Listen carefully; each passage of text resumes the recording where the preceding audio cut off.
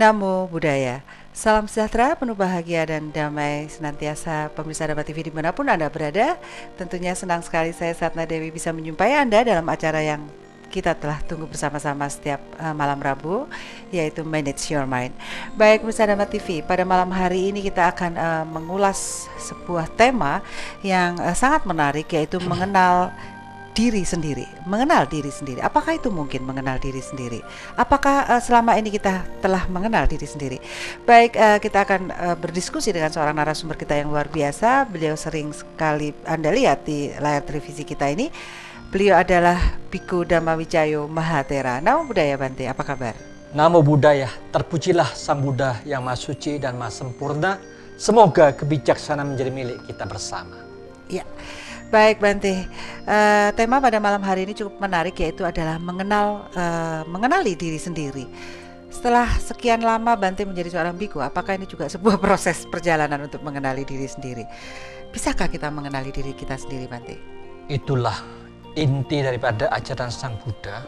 Memang sangat berbeda dengan agama yang lain, karena Sang Buddha itu menekankan agama itu sesungguhnya terletak di dalam batin dan pikiran kita. Maka dari itu, kalau tiap-tiap orang menyadarin akan dirinya sendiri, jadi orang yang sadar, akhirnya kita akan menjadi manusia yang selalu iling dan waspada. Ya. Belajar ke dalam diri kita sendiri itu adalah poin inti yang sangat penting bagi semua orang. Tetapi kalau agama tidak mengajarkan ke dalam dirinya sendiri, semuanya tergantung di atas. Orang ini selalu menggantungkan. Hidupnya selalu menggantungkan dengan kekuatan yang di atas, tapi awake dhewe juga ero sing di atas sing ndi. Nah, itulah yang jadi susahnya. Makanya itu kalau kita mengenal akan diri sendiri, kita tidak menggantungkan, tergantung dirinya sendiri. Semuanya tergantung diri sendiri. Maka itu di mana agama yang menekankan diri sendiri seperti Jepang, Tiongkok, Hong Kong, Taiwan, Thailand, itu mereka majunya luar biasa. Tergantung tiap-tiap individu sampai di mana mereka berjuang masyarakatnya. Bukan tergantung yang di atas yang menentukan. Tetapi di Indonesia terbalik. Oh bukan dari sini yang tertentukan atas. Jadi mereka semuanya jaluk aja nang atas, nggak mau kerja, nggak mau usaha. Yang ini miskin kabeh Indonesia. Ya, repot toh kalau gini. Nah, Bante, pemahaman tentang yang di atas ini, ketergantungan kepada kita yang di atas ini sebenarnya berasal dari mana sih sebenarnya pengetahuan ini, Bante? Kalau kita perhatikan, kita nih untuk mempelajarin sejarah terciptanya kitab-kitab suci. Kita harus berani bicara. Kitab suci itu sesungguhnya kalau dilihat gawean menungso kabeh. Kalau Sang Buddha punya ini 400 tahun sesudah Sang Buddha wafat, barulah terciptanya kitab suci itu. Tetapi mereka itu berkumpul 500 biku yang sudah mencapai kesucian, yang sudah memahami bagaimana memanage cara berpikir yang dengan sempurna. Mereka sudah sempurna cara berpikirnya.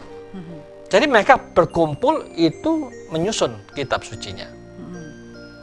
Jadi dengan demikian apapun yang tertulis itu ditanyakan gimana? Setuju enggak? Itu 3 bulan dikerjakan. Pagi, siang, sore, malam itu terus berjalan. Karena mereka sudah sempurna cara berpikirnya. Mereka tidak butuh istirahat. Karena dia bisa melatih pikiran lesani, tidak membutuhkan energi terlalu banyak, jadi tidak butuh istirahat. Karena sudah mahir di dalam mengendalikan pikirannya dan tubuh jasmaninya. Itulah orang yang sudah belajar mengenal dirinya dengan sempurna, sehingga dia bisa menggunakan pikiran dan tubuhnya dengan selalu happy setiap saat. Itu kehebatan. Manusia itu harus diajarkan bagaimana kita sendiri pribadi masing-masing itu mampu menata diri kita. Menata diri kita itu yang pertama kali menata cara tutur kata kita. Cara tingkah laku kita, itu etika penting. Kalau sekarang sekolah ini tidak pernah diajarkan etika, jadilah masyarakat kita yang rusuh terus kacau balau karena tidak menekankan etika. Kalau etika ditekankan, ini akan menjadi sarana yang lain nanti, berbeda, jauh berbeda, akan membuat mereka akan lebih damai dan bahagia. Demikian juga kalau kita sudah memahami diri sendiri, kita ini harus berani masuk ke dalam diri. untuk melihat bahwa yang menggerakkan awake dhewe itu sapa sih? Apakah benar setan-setan yang menggerakkan? Apakah benar Tuhan yang menggerakkan kita? Kalau Sang Buddha katakan bukan setan yang menggerakkan, bukan Tuhan yang menggerakkan pikiran kita sendiri. Karena beliau itu sudah melihat, memantau, berani diam diri untuk melihat gimana sih tata kerja manusia itu, diri kita ini. Ya, Bante, ya, karena itulah beliau ada satu-satunya yang pertama kali orang yang berani mahir mengenal dirinya sendiri dengan sempurna, Sang Buddha lah yang pertama kali. Ya, Bante, kalau saya lihat dalam ajaran agama Buddha ini diperlukan kecerdasan intelektual lah untuk bisa memahami bagaimana mengakomodir orang-orang yang masih bodoh banget, Bante. Bodoh banget nih, disuruh kayak begini sulit gitu loh kadang-kadang, Bante. Mungkin perlu dogma, perlu ditakut-takutin untuk orang-orang yang memang secara level pemahaman mereka sangat-sangat low, sangat di bawah gitu loh, Bante. Sesungguhnya mereka itu bukan orang yang the lower class. Mereka itu yang memandang mereka seorang lower harus dengan cara begini. Tetapi Sang Buddha itu tidak pernah memandang semuanya the lower class. Di zaman Sang Buddha itu banyak itu tukang sampah, tukang kebun, pelacur, tukang potong rambut. Itu orang lain katakan sebagai the lower class, kasta yang paling rendahan, ya. Tapi Sang Buddha tidak katakan dia the lower class. Dia anggap sampai di mana, karena Sang Buddha itu memiliki kemampuan untuk mendeteksi pikiran sampai di mana pikirannya. Dulunya mereka apa, pernah lahir sebagai apa saja. Walaupun dia ini sebagai seorang pelacur, ternyata dalam kehidupan yang lampau, pernah ketemu Sang Buddha ini, Buddha sana, Buddha situ, berkali-kali lahir pernah ketemu Buddha, pernah hidup sebagai rohaniwan juga, pernah hidup di wihara, pernah membantu para biku. Ternyata dia punya energi positifnya ada. Nah, itu yang digali, yang pernah mereka dapatkan itu ada dalam bahasa sadarnya itu. Dari situlah Sang Buddha menggali di situ, itu yang diperkuat, dikeluarkan, dibangkitkan. Sehingga ketika Sang Buddha mampu membalik, karena dia mampu menata dirinya dengan sempurna, dia juga memiliki kemampuan untuk merubah mindsetnya mereka, mana yang diperlukan, yang dimunculkan dari pikiran orang itu. Disitulah Sang Buddha kepanen dibangkitkan, yang positif dibangkitkan. Ketika energi positifnya sudah dibangkitkan di atas, ini berarti saat itu dia akan cepat berbuah.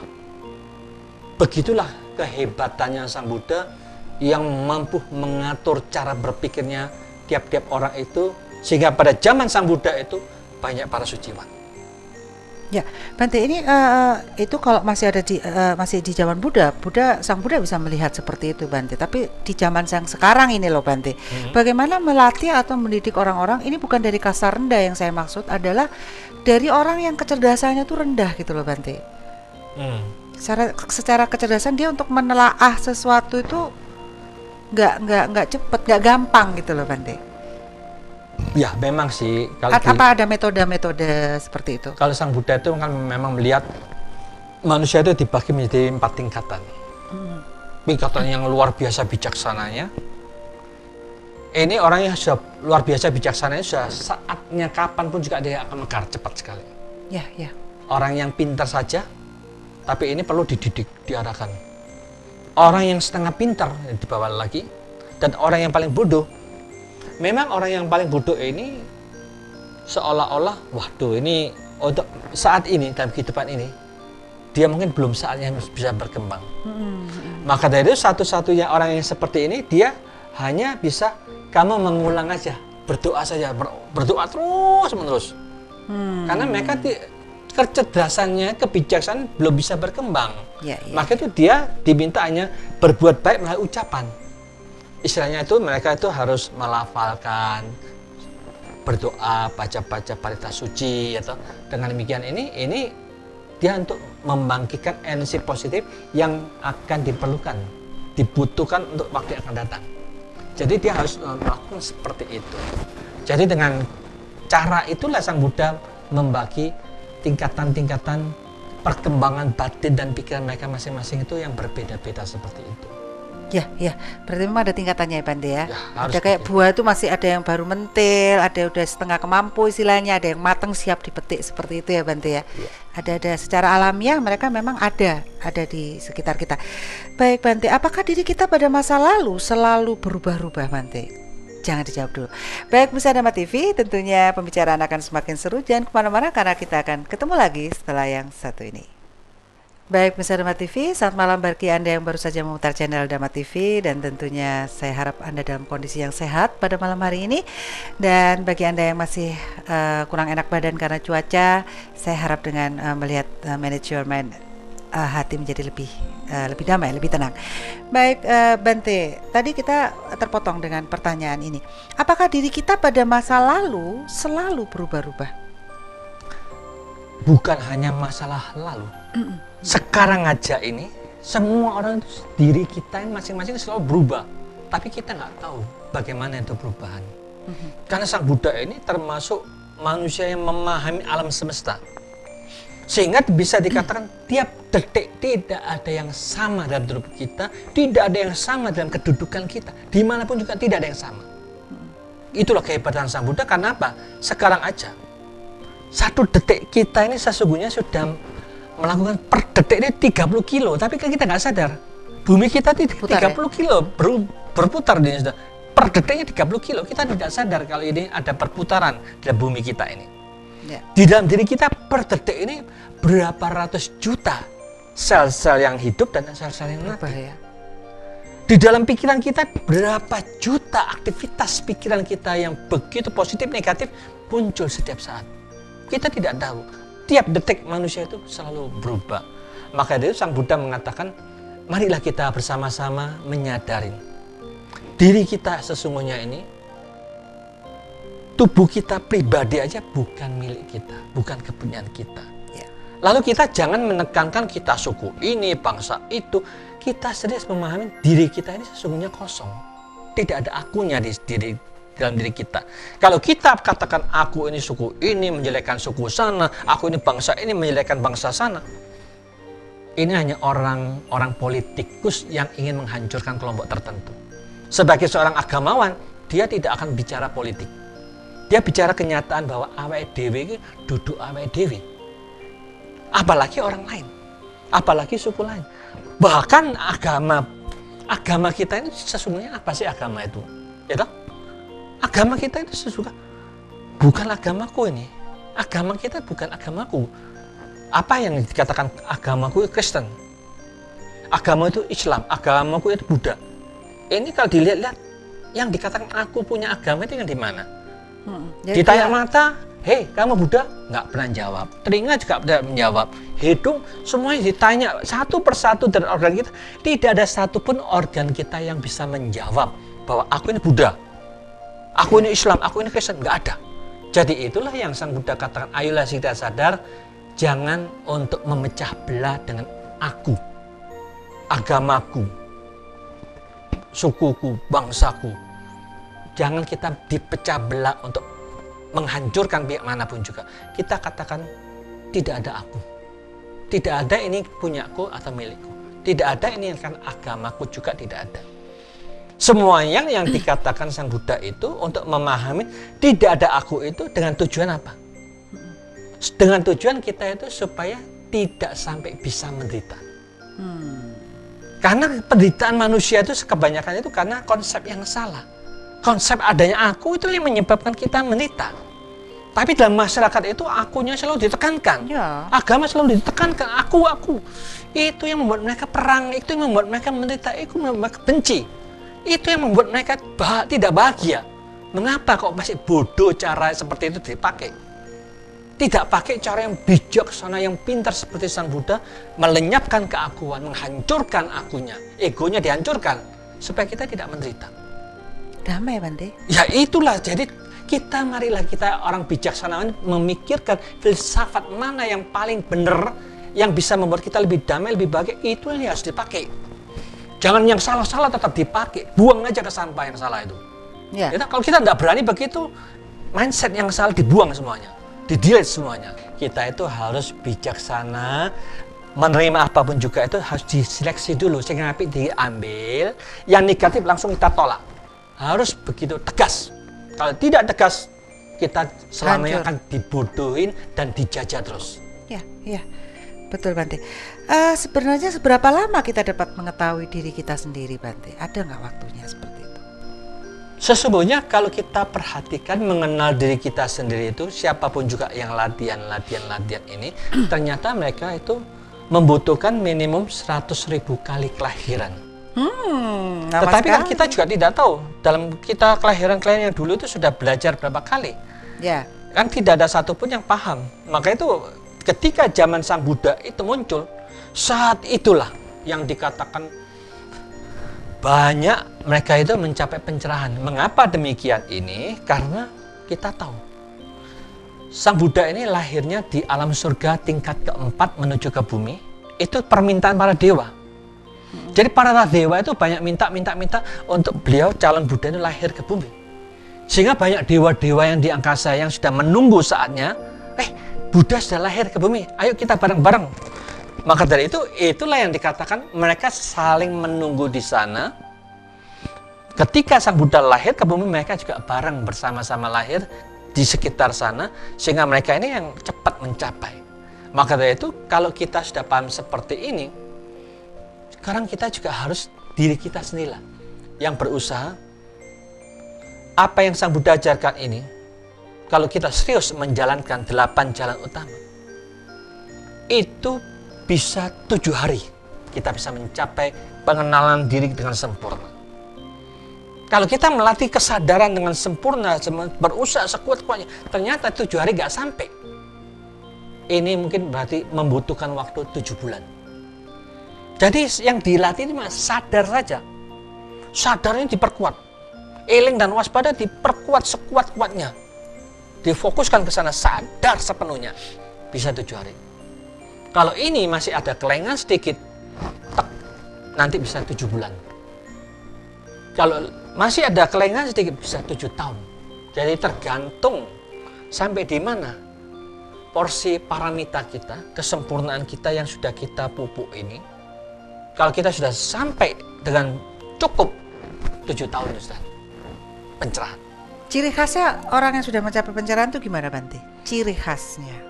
Ciri khasnya otomatis dia ini sangat jauh berbeda tingkah lakunya dulu. Dulunya berangasan lah, dulunya tuh serakah banget lah, dulunya wedoan misalkan ya loh. Kalau wedoan tuh lanangan. Jadi terbalik. Jadi inilah keserakan-cerakan manusia itu kelihatan, kebenciannya kelihatan, keserakannya bentuknya. Tetapi ketika mereka sudah menemukan jalan yang benar ini, keserakannya berkurang, kebencian berkurang jauh. Seolah-olah sudah berbeda 180 derajat. Bertobat namanya Pak. Ya, istilahnya karena dia sudah menyadari lah. Iya, bertobat lah. Dulu jalan yang salah, aku tidak mengikutin lagi. Tegas, buang semuanya. Itulah yang namanya sampah sudah mampu mereka buang. Kalau mereka tetap dari dulu serakah, saiki serakah. Dulu benci, marah, tetap saiki tetap serakah dan marah terus. Jadi tidak ada perubahan, tidak ada perkembangan, quality batinnya tidak berkembang. Ya. Itu sangat disayangkan, dia tidak mengenal akan dirinya sendiri, apa sih tujuan hidup, dia tidak tahu. Ya, Bante, sepertinya kalau yang diajarkan di dalam agama Buddha ini kayaknya sederhana sekali, Bante. Karena saya pernah mendengar ada orang yang namanya dari lain ya, Bante ya, dari ini. Orang ngilmu sampai gila, Bante. Gak kuat deh sama ilmunya loh. Ini ilmu apa gitu loh ya sebenarnya yang dia gak kuat sehingga dia gila. Apakah ketika orang belajar, kalau di kita Bante di Buddhis, apakah ketika orang belajar untuk menjadi sadar, eling lan waspada bisa menjadi gila kah, Bante? Pernah nggak ada cerita gitu? Sesungguhnya kita harus memahami kegilaan itu bisa terjadi satu, karena dia lemahnya kesadaran. Ya. Kedua, orang yang jadi gila itu karena mereka tidak mampu mengendalikan pikirannya. Jadi selama dia sadar dan terkendali dengan baik, tidak mungkin jadi gila. Ketiga, dia menggunakan sesuatu kekuatan yang dari luar untuk dipakai ke dalam dirinya sendiri, seolah-olah dia jadi seolah mau aku pakein karena merasa yang di luar tuh hebat. Pokoknya ada sesuatu kekuatan yang bisa masuk, aku merasa aku tambah kuat, tambah super, tambah bisa macam-macam. Tetapi yang masuk itu siapa? Karena kita tidak ada yang tahu. Ada orang lain, wah pokoknya agamaku ini yang masuk pasti yang dari atas, itu bohong juga. Jadi dia selalu mengatakan yang masuk itu yang suci-suci yang masuk. Itu pembohong besar. Dewa-dewa yang masuk itu juga pembohong besar. Mengapa?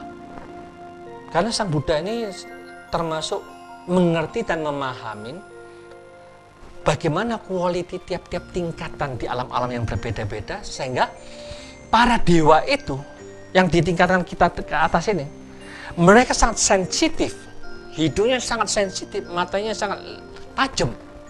Jadi para dewa mengatakan manusia ini dalam jarak 16 kilo itu baunya seperti septic tank. Iya betul. Apakah mungkin yang dewa-dewa itu Mau masuk makhluk ya? suci itu masuk tubuh kita? Itu pembohong besar kalau dia, oh itu makhluk suci yang masuk. Orang nggak ngerti hukumnya itu loh, ngomong seenak dewe. Wong goblok digoblokin, Ya, yang bodoh iya, iya, dibodohin. iya. Jadi jangan asal ngomong. Inilah kasihan. Maka dari itu kalau dikatakan ada makhluk suci yang hebat, katanya sudah mati 3 hari bisa bangkit, bangun, tubuhnya dibawa naik ke atas, mereka masa bangga naik ke atas. Saya katakan, kalau kita sebagai makhluk yang katakan makhluk suci, dia punya mata itu seperti X-ray. Dia melihat ke dalam tubuhnya itu kelihatan kabeh. Kotornya kita kelihatan, semua kelihatan. Kalau ini rohnya itu masuk ngangkat badannya ke surga, bodoh sekali dia. Jadi Nggak jangan mungkin. menyombongkan lah. Secara logika nggak mungkin banget ya Bante itu. Nggak Ya? mungkin lah. Oh, itu Secara hanya hukum orang-orang bodoh-bodoh alam. yang menyusun kitab suci nggak ngerti itu loh. Kalau di Jawa kan ada yang namanya mukso itu, mati mukso itu loh Bante. Ini nenek buyut saya nih, paling enak cerita tentang keluarga saya aja deh. Nenek buyut saya dulu punya cita-cita matinya mukso. Dalam mati mukso itu maksudnya hilang sama raga-raganya. Mungkin nggak Bante kalau di dalam hukum kasunyatan ini? Sesungguhnya begini ya, kita ini tidak mungkin bisa menghilangkan tubuh jasmani. Mati mukso itu bisa terjadi kalau kita memang memiliki kemampuan yang luar biasa, sudah mampu memahami tubuh kita, sudah mampu memahami masalah padat, cair, dan itu dengan jelas, panas dan dengan jelas, lalu melatih batin dan pikiran kita dengan baik dan sungguh-sungguh, akhirnya dia mencapai kesucian. Disitulah dia mampu mengendalikan semuanya. Setelah dia mampu mengendalikan semuanya, dia masuk ke hutan, dia bisa dengan kesaktiannya itu terbang, pep, membakar dirinya, pep, hilang. Itu namanya bisa Bante? dilatih seperti itu. Ya, itu Sang Buddha ini kan, beliau ini harus memberikan satu contoh yang alami. Tidak mengajarkan sesuatu yang luar biasa, yang lain gitu dari ya. berbeda dari yang lain. Maka dari itu Sang Buddha ini satu-satunya yang sangat-sangat realita, tetapi murid-muridnya beliau itu banyak yang melakukan seperti itu. Oh, murid-muridnya banyak yang melakukan seperti itu ya Bante ya. Tapi tidak dengan Sang Buddha ya Bante. Jadi mukso itu ada ya Bante ya. Apakah yang kita lakukan semua berhubungan dengan karma hingga berpengaruh terhadap diri kita sendiri? Jangan dijawab dulu Bante. Baik Misa Dhamma TV, jangan kemana-mana karena kita akan ketemu lagi setelah yang satu ini. Baik Misa Dhamma TV, tentunya masih di acara Manage Your Mind dan saya Satna Dewi bersama narasumber kita Biku Dhamma Wijaya Mahathera. Baik, tadi ada pertanyaan Bante, apakah yang kita lakukan semua berhubungan dengan karma hingga berpengaruh terhadap diri kita sendiri? Itu merupakan jawaban yang paling tepat. Apapun kejadian yang kita hadapin ini, saat ini, kita lahir dalam keluarga yang kaya atau miskin, kita lahir dalam keadaan cantik atau jelek, kita lahir dalam sehat atau sakit-sakitan, kita dalam kondisi apapun juga, di negara yang subur atau di negara yang sangat kering kerontang, menderita sekali, itu ada hubungan dengan karma kita masing-masing. Jadi dalam keadaan kita apapun juga, kita tidak bisa menyalahkan siapapun juga. Wong memang karmanya dewi. Ya, dengan demikian otomatis itu adalah jawaban yang paling adil dan paling benar karena karmanya masing-masing. Kalau kita semuanya ditentukan dari Mr. X yang menentukan yang kasih semuanya ini, ketika kita nanti miskin, jelek, sakit-sakit, Mr. X-nya disalah-salah no. Ya. Maka dari itu orang yang seperti ini sing ngomong goblok, sing nyalakan juga goblok. Jadi kita diprogram dengan kebodohan, jadi kita membodohkan orang lain, sehingga orang yang bodoh selalu mencari kambing hitam. Si A lah salah, si B yang salah, mama kita lah, orang tua kita, ini karena kebodohan kita. Tidak tahu, tidak memahami, itu karena kita. Ya, dulu kalau di zaman-zaman saya masih remaja gitu Bante, yang namanya hukum karma itu ya itu karma dari orang tua. Kenapa kita jadi gini? Misalnya ada anak lahir cacat gitu ya Bante. Itu disebabkan ya karena orang tuanya yang dosa, seperti itu. Gimana Bante? Itu sesungguhnya ya kita juga tidak bisa dikatakan hanya satu pihak orang tua, ya, tetapi itu merupakan sarana saling mendukung. Saling mendukung itu artinya orang tua ada bibit karma yang sama yang pernah mereka harus menerima kondisi seperti itu, menciptakan gelombang pikirannya, dia harus mendapatkan kondisi yang seperti itu.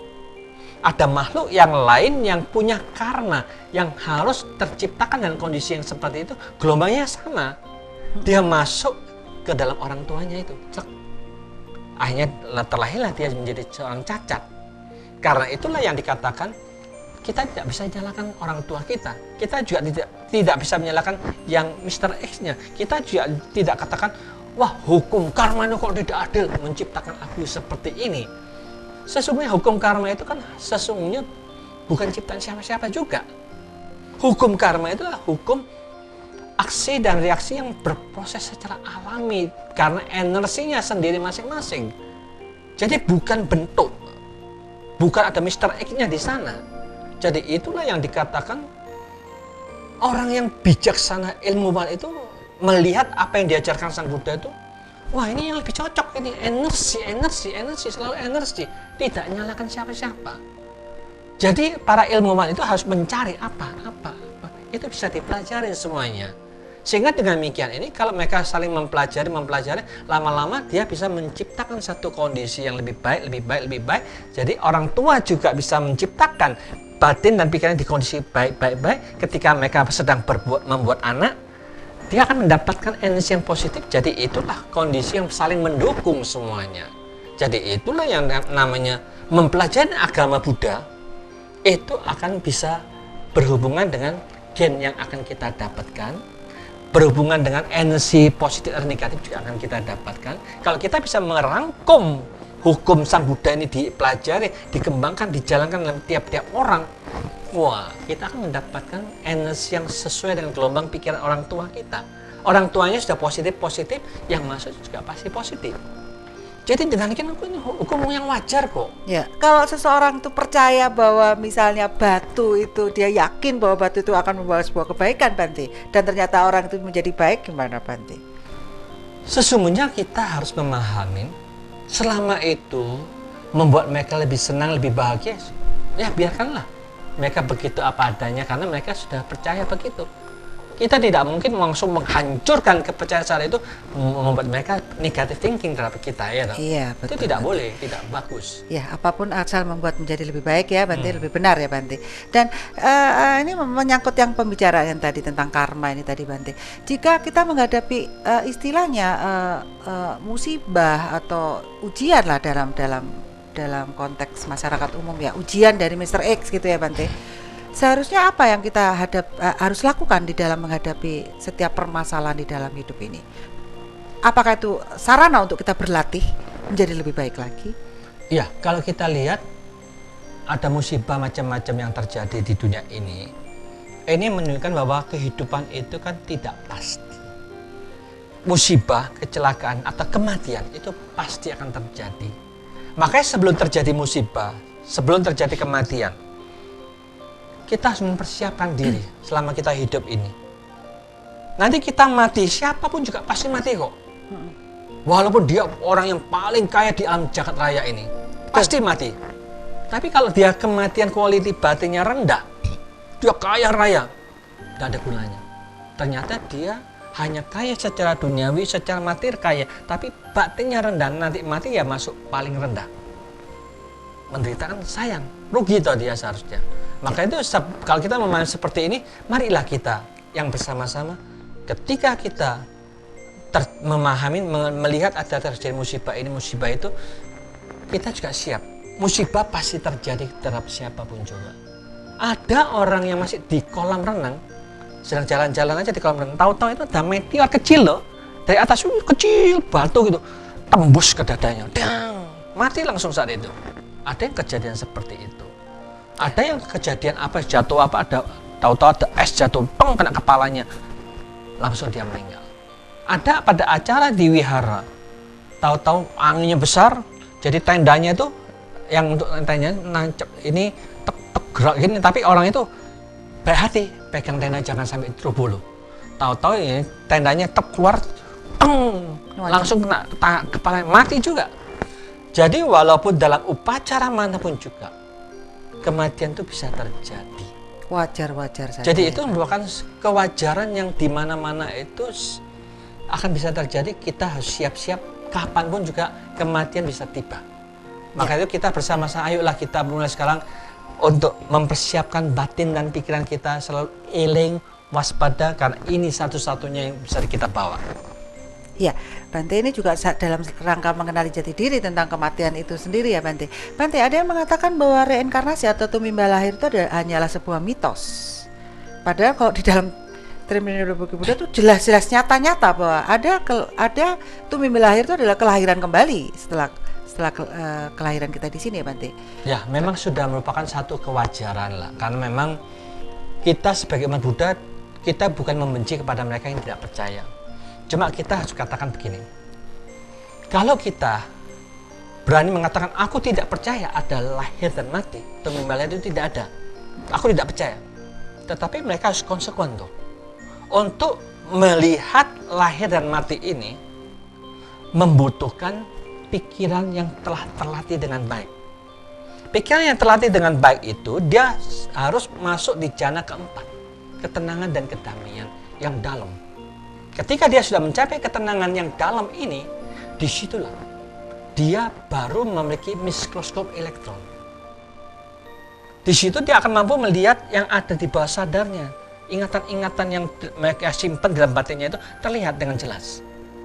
Kalau kita sudah punya mikroskop elektron, lalu kita katakan, wah Bu Hantinya gila, masa air ini banyak virus, banyak bakteri, banyak amoeba, bohong, penipu. Betul kata-kata dia, betul. Ya. Secara lihat nggak ada itu, nggak ada apa-apa. Betul loh. Secara alami dia katakan betul.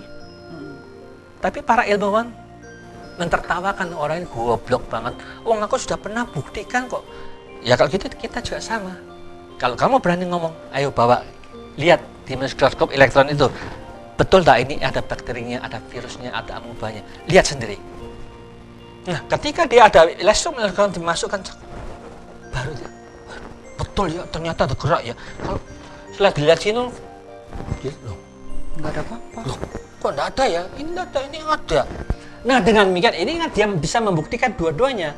Secara mata kasar kita lihat nggak ada. Secara bantuan mikroskop itu, kita bisa, elektron itu bisa melihat ada bakteri dan virus itu. Itu seperti itulah. Kalau kita masih tidak canggih batin kita, mengatakan tidak ada, wong goblok ngaku pinter ya. Wong pinter itu harus ada alat pendukungnya yang bisa melihat itu. Kalau dia tidak punya alat mikroskop elektronnya, dia tidak bisa melihat. Dia tidak punya batin yang tinggi, ketenangan yang dalam, dia juga tidak akan bisa melihat. Jadi biarin aja lah. Buat apa? Itu bukan sebagai sarana permusuhan kok. Iya. Dia hak mereka untuk mengatakan, jadi setidak-tidaknya yang mau ilmiah itu harus seperti itu. Memang berarti dia seorang pencari ya Bante ya, nggak cuma nerima tok aja, dia mencari jadi kebenaran. Orang itu menjadi guru yang berani apa yang diomongkan itu dia berani membuktikan toh. Kalau memang tidak ada. Kalau dia tidak pernah meditasi, apalagi mengatakan meditasi loh, ya jadi gila. Dia takut gila. Betul. Jadi akhirnya ya dia sendiri aja.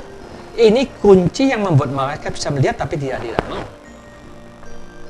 Ya. Apakah kita harus mengenal diri sendiri sebelum mengenal orang lain, Bante? Jangan dijawab dulu.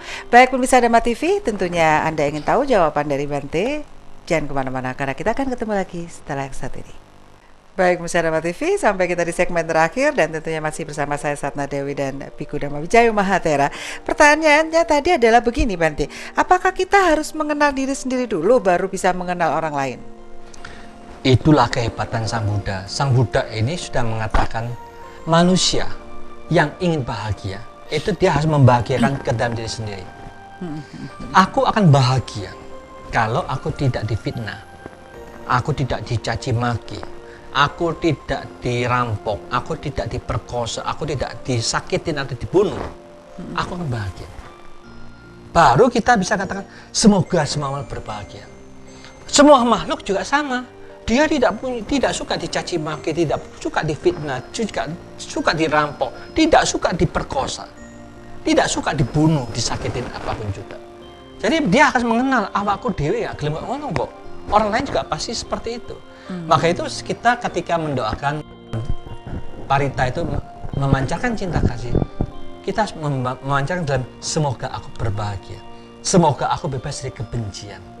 Lalu baru kita semoga semua makhluk berbahagia, semoga semua makhluk bebas dari kebencian, semoga aku bebas dari penyakit, semoga semua makhluk bebas dari penyakit, semoga aku bebas dari semua masalah, semoga semua makhluk bebas dari semua masalah. Semoga aku bebas dari semua penderitaan apapun juga. Kita juga semoga semua makhluk bebas dari penderitaan apapun juga. Jadi mereka harus kenal akan dirinya. Aku mau apa sih?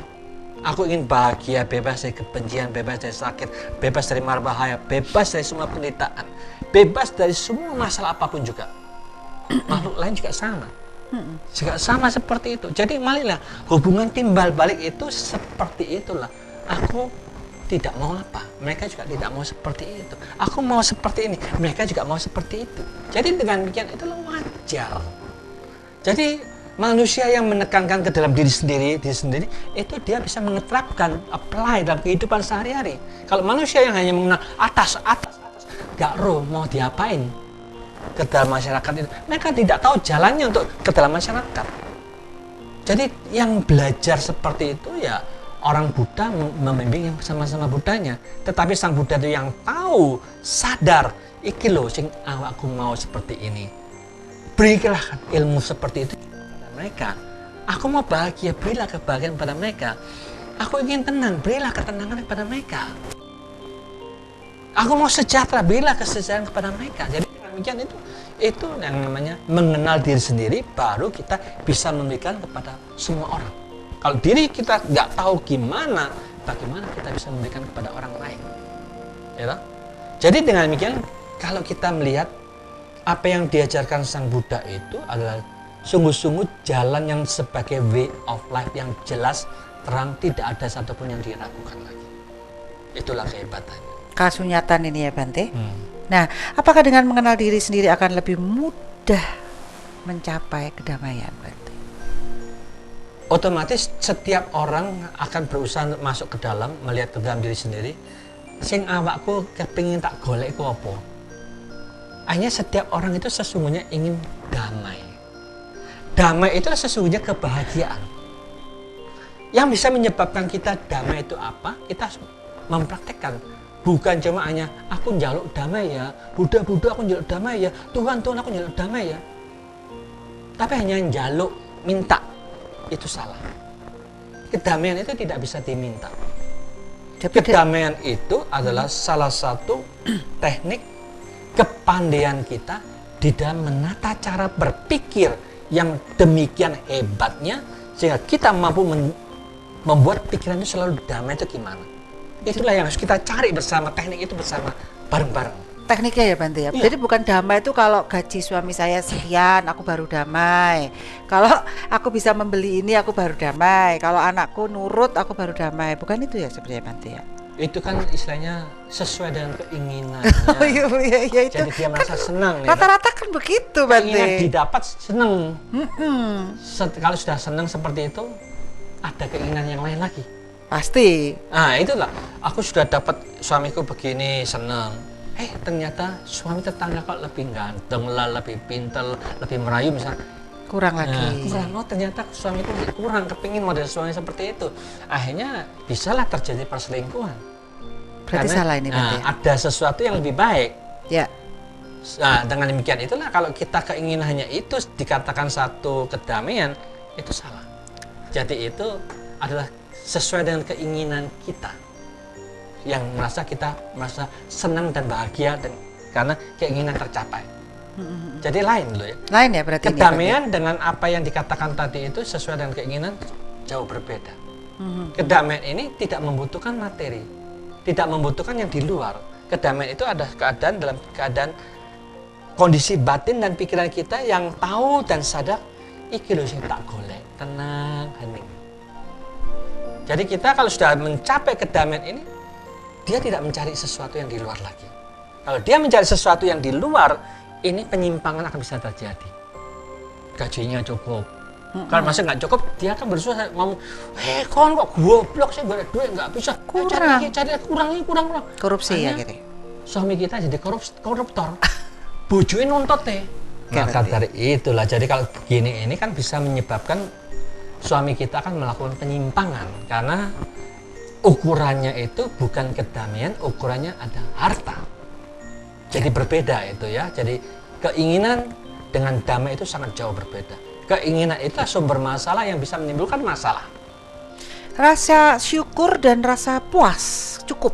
Apakah ini juga termasuk di dalam kedamaian ini, Bante? Ya, otomatis kalau kita lihat syukurlah kita hari ini masih bisa makan. Masih banyak jutaan orang manusia yang di Afrika tidak bisa makan. Ratusan ribu juga yang masih di Indonesia yang tidak bisa makan pada hari ini. Jadi kita ternyata kita hari ini bersyukur sudah mendapatkan makanan yang cukup. Ini gitu. Jadi rasa cukup ini damai ya, kita akan membuat kita sudah bahagia. Kebahagiaan itu otomatis dengan sendirinya kita reda, kita damai. Kalau kita sudah mendapatkan ini, nggak pernah bersyukur, tidak pernah cukup, kurang terus, itulah lapar, haus, kurang, kita menderita. Ya ini pendidikan di keluarga-keluarga seperti itu loh, Bante. Anak-anak kita ngerasa kurang terus. Tidak ada bentuk itu tadi, kita harus bersyukur karena kita bisa makan pada hari ini. Maka itu kan tergantung orang tuanya ini. Betul. Orang tuanya bagaimana kita mengisi kepada anak-anak. Kalau kita mengisikan dengan ini kurang, anak-anak juga tahu kurang, namanya tanpa mereka sengaja, anak kita sudah diprogram dengan cara berpikir orang tua kita. Setiap permintaan anak dituruti, apakah ini nggak menimbulkan keserakahan juga, Bante? Puas toh. Maka itu kita harus ngajari anak, ya cobalah kamu harus merasa puas, merasa bahagia dengan itu. Ya Bante, pembicara sama Bante selalu seru ya. Baik Bante, waktu juga yang memisahkan kita, mungkin Bante bisa memberikan kesimpulan dari tema kita mengenali diri sendiri ini, Bante. Monggo. Sesungguhnya mengenal diri sendiri yang lebih tinggi lagi, Sang Buddha lebih menekankan ke dalam diri kita masing-masing. Marilah kita bersama-sama mulai sekarang, lihatlah ke dalam tubuh jasmani kita. Tubuh jasmani ini selalu berubah dan tidak menentu. Ketidakmenentuan inilah yang bisa menyebabkan timbul sakit ini, sakit itu, kita katakan sebagai penderitaan. Perubahan dan penderitaan itu tidak ada satupun yang sesuai dengan keinginan kita, tidak mampu kita kendalikan sesuai dengan tubuh kita. Hai tubuh, jangan sakit, dia tidak bisa menurut keinginan kita. Ini yang dikatakan tubuh ini bukan milik kita. Kita tidak mampu mengatur sesuai dengan keinginan kita. Demikian juga perasaan senang, tidak senang, dan netral ini juga selalu tidak menentu. Maka dari itu, apapun yang tidak menentu ini bisa mendatangkan ketidakpuasan, dan perasaan itu sendiri ternyata perasaan ini kita sebenarnya mengatakan dia kosong, tidak ada intinya, bukan milik kita. Kita maunya yang bahagia terus. Ternyata kita tidak bisa membentuk kondisi seperti itu. Biarlah mereka berlalu apa adanya. Ingatan kita juga seperti itu. Kita ingat macam-macam. Ingatan ini tidak menentu. Terkadang kita banyak lupanya, terkadang masih ingat. Ketidakmenentuan dalam ingatan itu bisa menyebabkan kita juga menderita, tertekan. Tidak puas dengan mengapa ingatan kok seperti ini. Semua ini membuat kita menderita dan tertekan. Ternyata itu juga kosong, bukan milik kita. Biarkanlah ingatan berproses apa adanya. Bentuk-bentuk pikiran kita. Kita selalu membentuk, menciptakan, merencanakan, membayangkan ini dan itu. Pola pikir kita begitu banyak yang dibentuk, tidak menentu, tidak selalu berubah. Ternyata bentuk-bentuk pikiran kita ini juga mendatangkan perintah untuk kita. Dan akhirnya dia lenyap, kosong, tidak ada aku juga. Maka itu Sang Buddha menekankan, marilah mulai sekarang. Yang dikatakan yang paling penting adalah winyana, sadar di dalam kesadaran. Disinilah yang tidak pernah hilang, tidak pernah lenyap, tidak pernah berubah. Dia hanya fungsinya sadar dan tahu saja. Barang siapa yang memahami, tidak masuk lagi ke tubuh jasmani, tidak masuk ke perasaan lagi, tidak masuk ke bentuk-bentuk pikiran lagi, tidak masuk ke ingatan kita, hanya diperkuat sadar sepenuhnya, sadar kuat dengan sadar. Akhirnya maha sadar akan kita peroleh.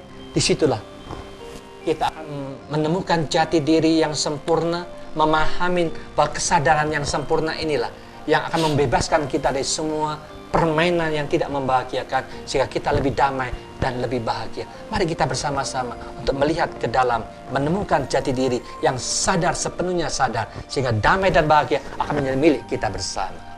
Baik, terima kasih Bante. Baik, wow, ternyata mengenali diri sendiri adalah kewajiban kita. Jangan percaya kepada orang lain, coba mengenali diri sendiri, berlatih, dan hidup kita akan menjadi lebih damai dan lebih bahagia. Baik, Misa Dhamma TV, tentunya kata kunci kita adalah mind. It's not everything, but everything is from mind. So, manage your mind. Saya Satna Dewi beserta kru Dhamma TV mengucapkan banyak terima kasih. Mohon maaf jika ada salah kata, dan tentunya Sabe Sata Bawantu Sukitata. Semoga semua makhluk berbahagia.